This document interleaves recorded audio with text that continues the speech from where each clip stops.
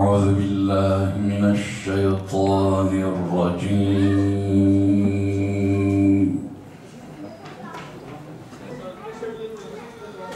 بسم الله الرحيم. يا أيها الذين آمنوا قوا أنفسكم وأهليكم نارا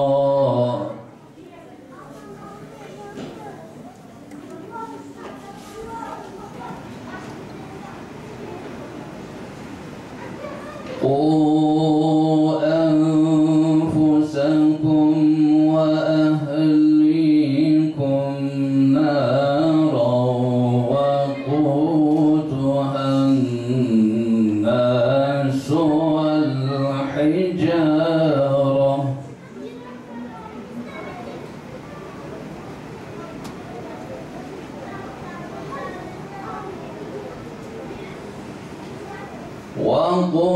وقودها الناس والحجارة عليها ملائكة غلاظ شداد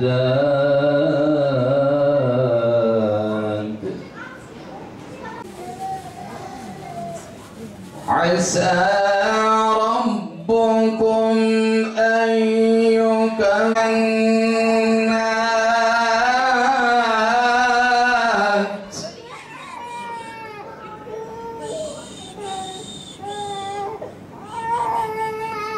Bugün Hür Dava Partisi Ankara İl Teşkilatı'nın 1. olağan kongresini yapmak üzere burada toplanmış bulunuyoruz. Yaklaşık 5 yıl önce Bismillah deyip yola çıktığımızda siyasete ahlak ve erdem kazandırılmasına inanarak dürüst siyaset, gerçek adalet düsturuyla yola çıktık. Ve halkımız için söyleyecek sözümüz var dedik. Siyaset, sorunlara çözüm üretme, milleti bir bütün olarak kucaklama sanatıdır.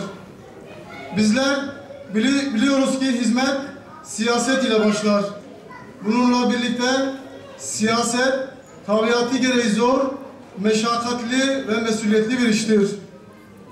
Siyaset bana ne verecek değil, ben topluma ne vereceğim demektir. Hüdapar olarak bizler de bu hizmet için elimizi taşın altına koymuş, hizmetkar olmuşuz ve olmaya da devam etmekteyiz. Adaletsizliklerin giderilmesi, şehirlerimizin kalkınması, ülkemizin refahı, insanımızın huzuru, siyasetimizin tek hedefidir. Yoktur. Peki raporu oylarınıza sunuyorum. Kabul edenler, kabul etmeyenler, rapor mevcudun oy birliğiyle kabul edilmiştir. Dün adalet dedik, bugün adalet diyoruz. İleride de sonraki günlerde de inşallah yine adalet diyeceğiz. Zira huzurun, sulh ve selametin, kardeşliğin ve hatta devletlerin ayakta kalabilmesinin esas prensibi, şartı, ilkesi adalettir. Evet, adalet devletleri ayakta tutan en önemli ilkedir. Zira Allah-u Teala da peygamberlerini sırf adaleti tesis kılsın diye, adaleti ayakta tutsun diye gönderdi.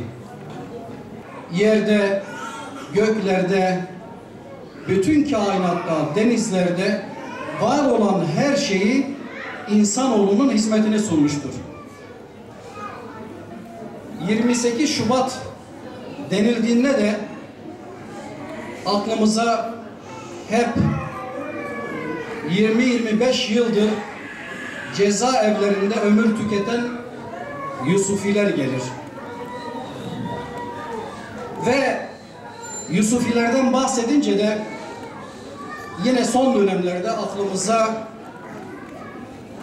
dillerinden adalet kelimesini düşürmedikleri halde bu zulme duyarsız kalan iktidar geliyor. Evet, 28 Şubat'ın üzerinden 21 yıl geçti. Zalimlerin bir kısmı cezalandırdılar. Kimi zaman geldiğinde ise idamla yargılamış oldukları şahısları bir günde 24 saat içerisinde beraat ettirdiler. Zulmedenlerin bir kısmını cezaevlerine attılar. Fakat mazlumların mağduriyeti ise devam etti. Evet, dillerinden adalet düşmüyor olabilir. Fakat maalesef amel yok. Zalimleri cezalandırmadaki tasıt adalet değil de hesaplaşma olursa mazlumların mağduriyeti maalesef devam edecektir. FETÖ davasında yaklaşık olarak 23.000 emniyet personeli, 8.500 TSK personeli, içlerinde yüksek yargı mensuplarının da yine olduğu 4.000 hakim ve savcı FETÖ terör örgütü mensubu olma suçundan görevlerinden uzaklaştırıldılar. Şimdi önemli bir kısmı cezaevlerine konuldu. Fakat kolluk aşamasından da Yargıtay aşamasına kadar bütün merhalelerde Müslümanlara söz konusu bu örgüt üyeleri tarafından kumpaslarla ağır cezalar verildi. Kimisi 25 yıldır cezaevinde adalet bekliyor. Öte yanda içlerinde müebbet alanların da olduğu Ergenekon ve Balyoz davalarından yargılanan yaklaşık olarak 300 general kısa süre içerisinde beraat ettirildiler. Evet, bunlardan bir kısmı müebbetle yargılanıyordu ve ceza aldılar. Üstelik mahkemeler bu generallere toplamda 200 milyon, yani eski parayla tam 200 trilyon tazminat ödenmesine karar verdi. Sayın Cumhurbaşkanı tahliyesi için ben bu makamda olduğum sürece asla dediği şahıs Almanlarla bir iki görüşmeden sonra serbest bırakıldı. Yine Sayın Cumhurbaşkanı'nın 15 yıldır hapishanelerde çürüyen vatandaşlarımız var demişti. Ama buna rağmen o vatandaşların bir kısmı yaklaşık 25 yıldır cezaevlerinde olmalarına rağmen hala cezaevlerinde ömür tüketiyorlar. Evet, İslami düşünce sahiplerinden ben söz ediyorum. Yusufilerden söz ediyorum. Bir kanun hükmündeki kararname ile yeniden yargılanma yolunu açabilirler. Biz kendilerini serbest bırakın demiyoruz. Affedin demiyoruz. Ama kanun hükmündeki bir kararname ile en azından kendileri için yeniden yargılanma yolu açın diyoruz. Yine son zamanlarda kıymetli kardeşlerim, binlerce insanın mağduriyetine sebep olan bir mesele daha var. Bu güvenlik soruşturmaları meselesi. 576 sayılı kanun hükmünde kararname ile devlet memurluğuna alınacaklarda aranan şartlara güvenlik soruşturması veya arşiv araştırması şartı konuldu. Şimdi her bakanlık kendi bünyesine alacağı memur adaylarıyla ilgili olarak istihbarata yazı yazar, güvenlik soruşturması için. Kendilerine gelen rapor sonucuna bakaraktan alıyorlar veya almazlar. Tabi burada şu durum da var. Yani herhangi bir şahısla ilgili olumsuz bir yanıt geldiğinde o şahsın kendisiyle ilgili olarak, yani sakıncalı görülmesine sebep olan gerekçeyi dahi öğrenemiyor. Ben mesleğim doktor. Aşağı yukarı bir insan, bir öğrenci doktor olabilmek için en az 20 ile yakın okul okuyor, üniversiteyle birlikte.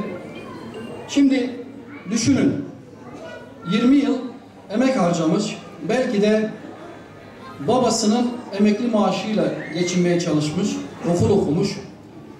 20 yıldan sonra mezun oluyor ve ailesi bir beklenti içerisinde, artık çocuk bize bakacak diye. Fakat o 20 yıllık tahsil hayatından sonra tam da emeklilerinin karşılığını alacağı bir dönemde o kanaat içerisindeyken, yani vicdanı, merhameti icabında sorgulanabilecek, dürüstlüğü, adaleti sorgulanabilecek bir memur kanaatiyle bütün bu emekler berhava ediliyor. İşte böyle bir adalet olamaz. Seçmenlerin önemli bir kısmını, bizim seçmenlerimizin de içinde bulunduğu önemli bir kısmını ilgilendiren %10 seçim barajı. Bakınız, daha önceleri diğer sistem, bir önceki sistemde, seçim sisteminde sırf siyasette, idarede istikrar bozulmasın diye, istikrar için, yani koalisyonlara mahkum olmayalım diye seçim barajı getirilmişti. Yani seçim barajını savunanların, AK Parti'de başta olmak üzere, gerekçeleri buydu. Yani koalisyonlara bu halk, vatandaş mahkum olmasın, yönetimde istikrar olsun diye. Fakat yeni sistemde, yani Cumhurbaşkanlığı sisteminde ise böyle bir endişeye gerek yoktur.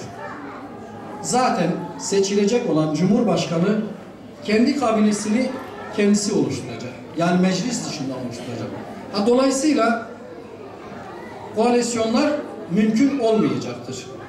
Ama maalesef sırf bu gerekçeyle seçim barajını savunanlar şu anda da yine bu %10'luk barajı bırakın kaldırmaya aşağı bile çekmediler.